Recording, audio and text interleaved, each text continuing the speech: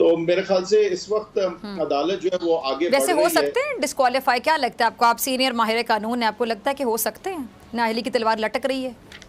नहीं, ऑब्वियसली है, तो अगर कंप्लायंस नहीं हुई तो फिर होना ही है। मेरा तो नहीं ख्याल कि कोई दो राय है इसमें कि अगर कंप्लायंस नहीं हुई तो वो डिस्क्वालीफाई ही होंगे।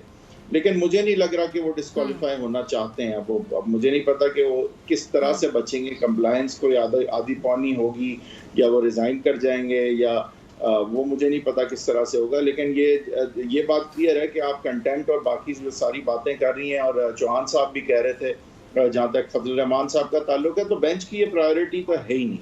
बेंच ने बहुत क्लियर कर दिया है कि वो सिर्फ ऑर्डर को कंप्लाई करने के हवाले से इंटरेस्टेड हैं और वो किसी सूरत भी कंटेम्प्ट या सजाएं देने के हवाले से इंटरेस्टेड नहीं है।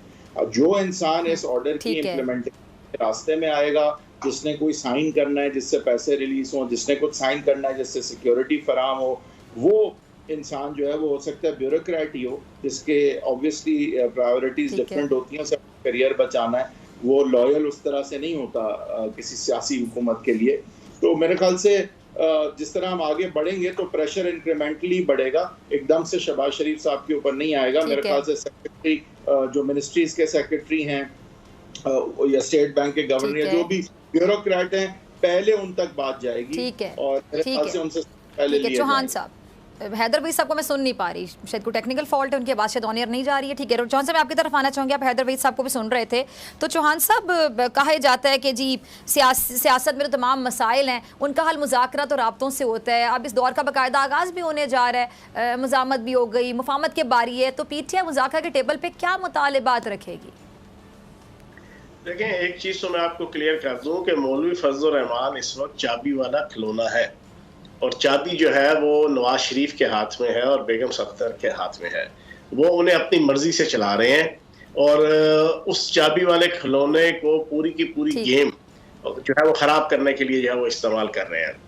मैंने आपको आज से कोई 15-20 दिन पहले एक ट्वीट किया था कि एनिमल साइंस के मुताबिक जो है वो शेर ज़्यादा से ज़्यादा 58 किलोमीटर फी घंटा की रफ्तार से भाग सकता है, लेकिन अगर वो इलेक्शन के खौफ से भागे तो वो 120 किलोमीटर फी घंटा से रफ्तार से भागता है। तो आज साबित हो गया, जो इलेक्शन का इन्होंने बाइकआउट का ऐलान भी किया शेर ने, और फिर जिस तरीके से ये सुप्रीम कोर्ट से भागे, अब ये इसको इस्तेमाल कर रहे हैं मौलवी फजल रहमान को। उन्हें पता है कि इस वक्त पाकिस्तान की सियासत के पुलों के नीचे से सारा पानी बह गया है, इनके पल्ले कुछ नहीं आना, इनके पल्ले इनकी जमानतें जब्त होनी है। 2008 के इलेक्शन में जो काफ लीग के साथ हुआ था, उससे कहीं ज्यादा बदतर हालात इस वक्त पंजाब के अंदर नून लीग के हैं। अब नवाज शरीफ मौलवी फजल रहमान को बाहर बैठा जो है वो इस्तेमाल कर रहा है, और बेगम सफदर और नवाज शरीफ, मैं पहले भी एक प्रोग्राम के अंदर ये बात डिस्क्लोज कर चुका हूँ, इंटेंशनली शहबाज शरीफ को नाअहल करार दिलवाने के लिए वो मौलवी फजल रहमान के जरिए से ये स्टैंस दिलवाने पे मजबूर किए हुए हैं कि हमने मुज़ाकरात नहीं करने और अदालत का हुक्म नहीं मानना।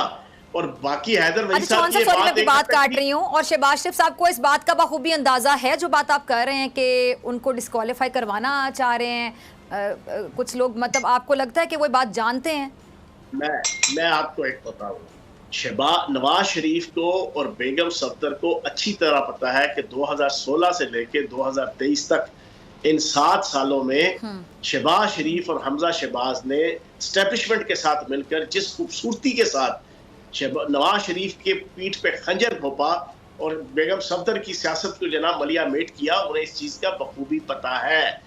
वो अब उसका बदला बड़े जबरदस्त तरीके से ले रहे हैं, इसको ये स्टैंस लेके कि ये अदालत के सामने अकड़ जाए, अदालत के सामने खड़े हो जाए और तौहीन अदालत के जुमरे में आके ये शहबाज शरीफ तो कम से कम सियासत से फारिग हो, और फिर ये वजारत उज़्मा की जो लिस्ट है वो कम से कम थोड़ी सी मिनिमाइज हो और कर्टेल हो। ये बात बड़ी क्लियर है, ये इनके खानदान के अंदर भी और इनकी पार्टी के अंदर भी जना ये चीजें सब लोगों को क्लियर है। तो ये बेगम सफदर और नवाज शरीफ शहबाज शरीफ को बड़ा स्मूथली और बड़ा सॉफ्टली नाअहल करार देने की पॉलिसी के ऊपर जनाब गामजन है। ठीक है जी। अच्छा हैदर वहीद साहब, मुल्क की तारीख में मुतादिद बार ऐसे मौके आए हैं जब आइनी और कानूनी जो बहरान है या कह लें सियासी बहरान वो बहुत ज़्यादा बड़ा हो, लेकिन इस तरह की सूरत हाल कभी नहीं देखी गई। जो भी मामलात होते हैं उनको हल करना होता है इफ़ाम तफ़हीम से, जो आपके जितने भी मामलात हैं इफ़ाम तफ़हीम से उनको आप कह लें कि बैठ कर उनका हल निकालना होता है, उन मसाइल को ख़त्म करना होता है, बजाय कि जी इदारों को आमने सामने कर देना। ये तो बड़ी अजीब एक रिवायत है, बिल्कुल अच्छी रिवायत नहीं है। तो खुदा ना खासा इसके नताइज कैसे हो सकते हैं, इस पर ज़रा बात कीजिए। देखिए, नताइज तो मार्शल लॉ की हद तक भी हो सकते हैं। मुल्क में पैसा नहीं है इसलिए मार्शल लॉ नहीं लग रहा अभी, और कोई बैंक रोल करने को नहीं है।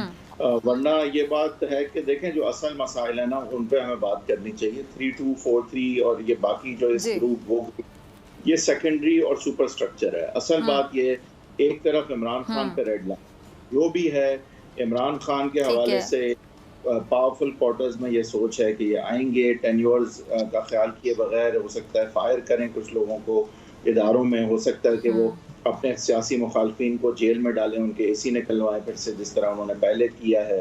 तो ये खदशात जो हैं वो तख्त या तख्ता वाली सियासत की तरफ हमें लेके जा रहे हैं, जहाँ कबर एक है लोग दो हैं, और ऐसा नहीं होना चाहिए, क्योंकि इससे फिर आप जमहूरियत या उसूल नहीं देखते, आपके सर्वाइवल की बात आ जाती है। ऐसा नहीं होना चाहिए। और दूसरा ये कि मियाँ साहब के अहल होने की बात है, मियाँ साहब को अहल होना है।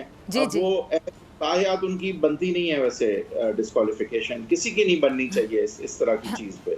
तो ये कुछ मेन मामला तो ये हैं कि एक तरफ खान साहब पे रेड लाइन है, दूसरी तरफ मियाँ साहब ना अहल हैं, और इन दोनों चीजों का आप जब तक कुछ करेंगे नहीं तो मेरा नहीं ख्याल के साथ बैठ के कुछ अचीव हो पाएगा।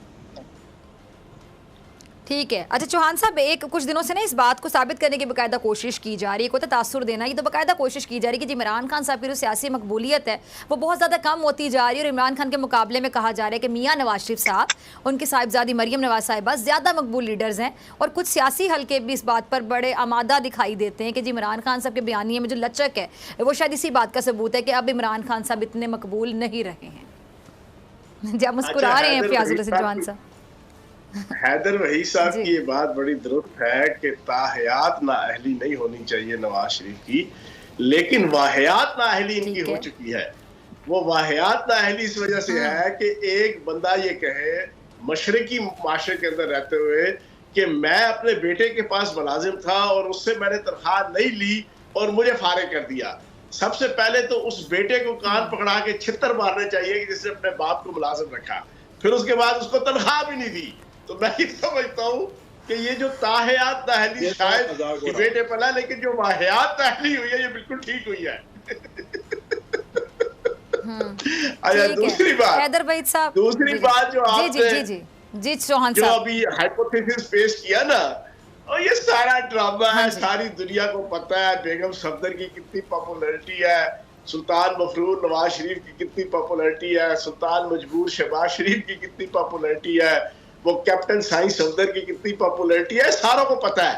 मैं आपको चैलेंज देता हूं कि आप शहरों को छोड़े देहातों में ना आप चले जाएं, कैमरा मैन लेके और अपना जनाब माइक लेके, आप रैंडमली जनाब किसी मजदूर को, किसी देहाती को, किसी पेंडू को, किसी वहां पे पढ़े लिखे को, किसी अनपढ़ को, किसी गरीब को, किसी अमीर को, किसी जागीरदार को, किसी बडेरे को, किसी जमींदार को, किसी मजारे को आप जाके पूछें कि क्या हालात है, आले शरीफ को नून लीग से तुम्हारे कितने जनाब ताल्लुकात और कितने दिली ताल्लुकात हैं। आगे से आपको 90% लोगों ने नंगी गंदी गालियां ना दी तो आप मुझे आगे पकड़ लीजिएगा। ओ भाई हालात चलिए जी, लास्ट कुछ सेकंड से हैदर वहीद साहब, ठीक है हैदर वहीद साहब आपका लास्ट कमेंट। जी देखिए, मेरे ख्याल से हमें जो बुनियादी बातें उनको देखना होगा, इकोनॉमी से लेकर हर चीज पे रीसेट की जरूरत है।